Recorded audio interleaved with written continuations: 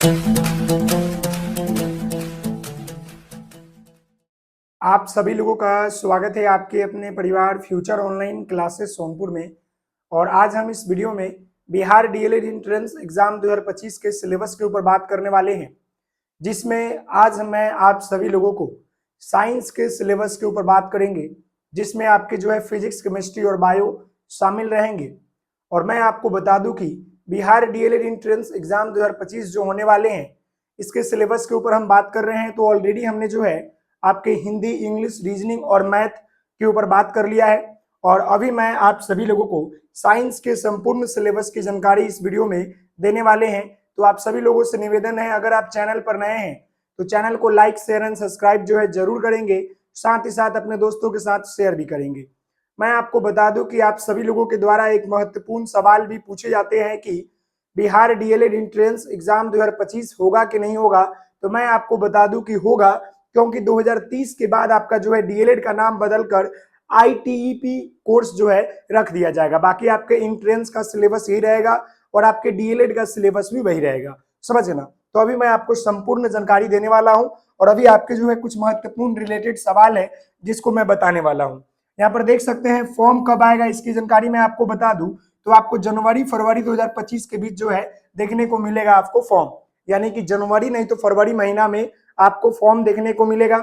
साथ ही साथ एग्जाम कब होगा इसकी जानकारी मैं आपको दे दूं तो एग्जाम आपके जो है मार्च महीने में होगा, समझ गए। साथ ही साथ टोटल जो आपका यहाँ पर टोटल अगर हम क्वेश्चन की बात करेंगे तो टोटल यहाँ पर आपका जो क्वेश्चन होता है 120 क्वेश्चन होते हैं टोटल आपका। अगर हम टोटल मार्क्स की बात करेंगे तो आपका 120 मार्क्स होता है, यानी कि पर क्वेश्चन, यानी कि हम यहाँ पर लिख सकते हैं कि जो आपका ईच क्वेश्चन होता है, अगर हम यहाँ पर बात कर रहे हैं आपके ईच क्वेश्चन 1 मार्क्स के होते हैं। क्या होते हैं आपके 1 मार्क्स के होते हैं, 1 नंबर के होते हैं। एक और खुशखबरी है कि इसमें जो है आपका कोई भी निगेटिव मार्किंग नहीं होता है, तो आप जो है पूरे क्वेश्चन अटेम्प्ट कर सकते हैं। साथ ही साथ इसमें जो आपका क्वेश्चन लेवल होता है, साइंस का हो, रीजनिंग का हो, जीके का हो, या आपके जो है मैथ या आपके इंग्लिश या हिंदी का हो, ये जो होता है आपका 10th और 12th बेस पर पूछे जाते हैं। 10th और 12th बेस पर पूछे जाते हैं।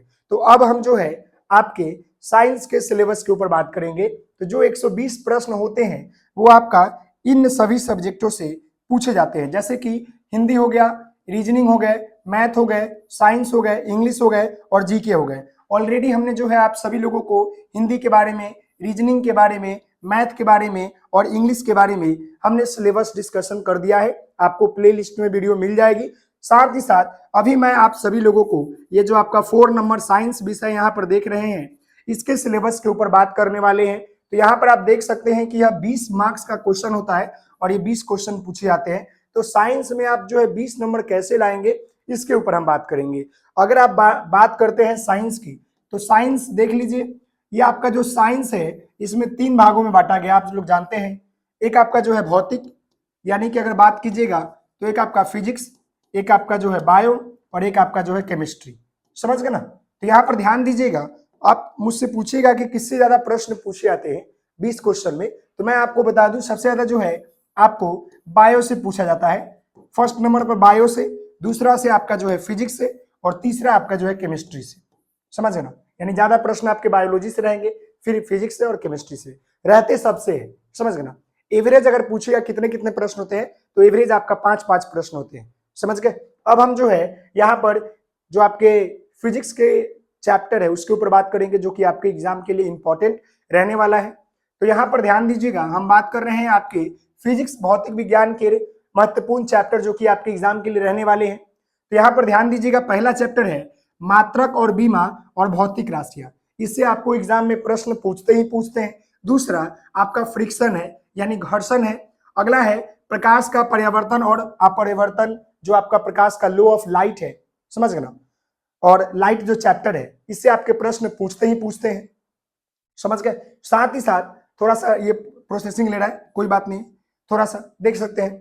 ये जो आपका दूसरा चैप्टर क्या है, तीसरा क्या है, प्रकाश परिवर्तन अपवर्तन, इससे पूछते ही पूछते हैं। फिर आपका चौथा चैप्टर है मानव नेत्र तथा रंग बिरंगा संसार, ये क्लास 10th का चैप्टर है, यानी कि मानव आइज, ह्यूमन आइज जो होता है ना, इससे रिलेटेड आपके प्रश्न पूछते हैं। किससे पूछते हैं, ये जो आपका मानव आइज है, मानव नेत्र और रंग बिरंगा संसार, इससे प्रश्न पूछते हैं। फिर आपका विद्युत धारा, फिर आपका जो है विद्युत धारा के चुंबकीय प्रभाव, समझ गए ना, ऊर्जा के स्रोत और गति के नियम, समझ ना, लॉ ऑफ आपके जो है मोशन, एनर्जी, विद्युत धारा, इलेक्ट्रिसिटी, इलेक्ट्रिक करंट, ये सभी चीजों से आपके प्रश्न पूछे जाते हैं। ये टोटल आपका 8 चैप्टर है। और भी आपके चैप्टर है फिजिक्स में जो कि इंपॉर्टेंट है। तो यहाँ पर आपका ग्रेविटी है, गुरुत्वाकर्षण है। फिर यहाँ पर आपका जो है पृष्ठ तनाव यानी सरफेस टेंशन से पूछते हैं, ध्वनि तरंगे, वेव मोशन। फिर आपका जो है नाभिकीय भौतिक, न्यूक्लियर फिजिक्स से प्रश्न पूछते हैं, वर्क, एनर्जी एंड पावर से प्रश्न पूछते हैं।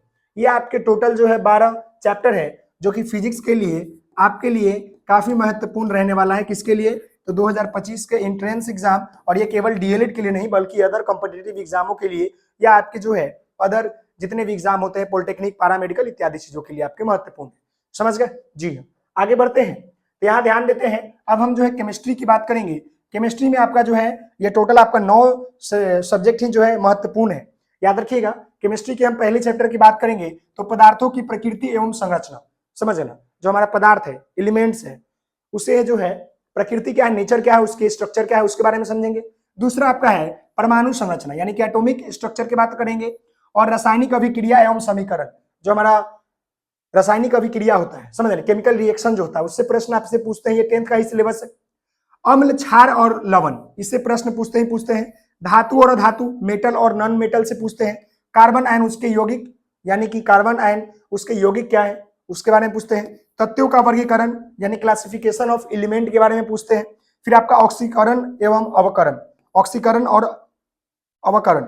अगला है रासायनिक संकेत एवं सूत्र और समीकरण। इससे आपके जो है केमिस्ट्री में प्रश्न पूछे जाते हैं। डीएलएड एंट्रेंस एग्जाम 2025 के लिए काफी महत्वपूर्ण आपका ये रहने वाला है। समझ गए जी हाँ। आगे बढ़ते हैं, और अब हम यहाँ पर बात करेंगे बायोलॉजी का।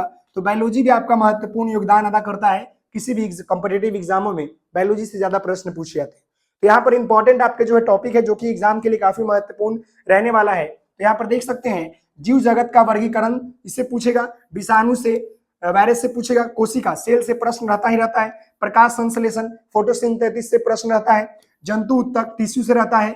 पाचन तंत्र, डाइजेस्टिव सिस्टम, फिर आपका श्वसन तंत्र, फिर आपका जो है प्रजनन तंत्र, फिर आपका जो है कंकाल सन, स्केलेटल, फिर आपका जो है यहाँ पर रिप्रोडक्शन, समझ गए ना।